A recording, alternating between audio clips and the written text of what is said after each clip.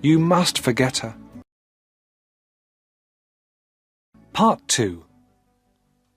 For many days, Paul did not see any of his friends. His mother was worried about him. He did not talk to her. He did not eat or sleep. He often went to the river and sat there alone. All the time, he thought about Maria. One day, he saw a headline in the newspaper. Rich man's beautiful bride. There was a picture of Maria and her husband. She was wearing a long white dress and a diamond necklace.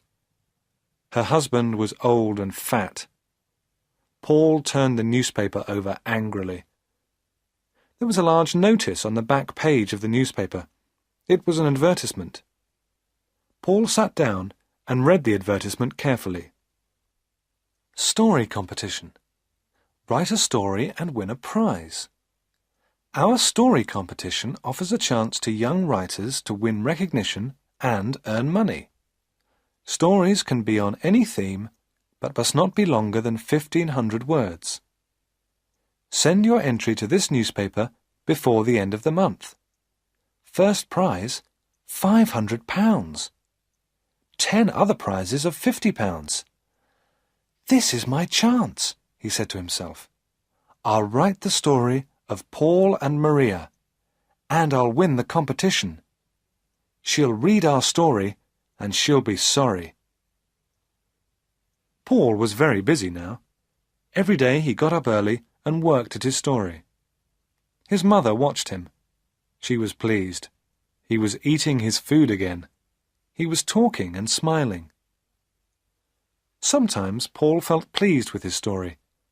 It was a good story. But sometimes it was difficult to write. He was unhappy, and he wanted to stop writing. But he did not stop. At last, the story was finished. Paul read it to his mother. She was very pleased. "Oh, it's a good story, Paul," she said. "It's very good." Paul wrote the story out again carefully and sent it to the newspaper. 2 weeks later, a letter came from the newspaper. Paul did not open it. He was too excited. He gave it to his mother.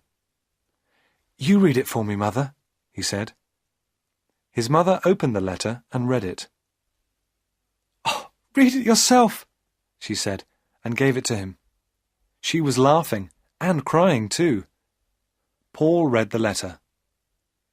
"Dear Sir, I am very happy to inform you that you have won first prize in the story competition.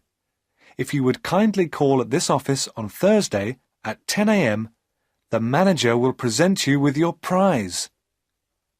Paul jumped up. He danced round the kitchen and waved the letter from the newspaper.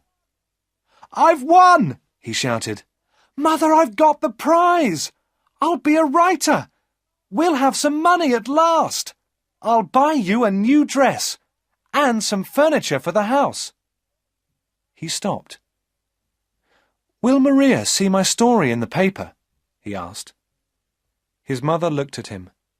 She was not smiling now. "Do you still love that girl, Paul?" she asked.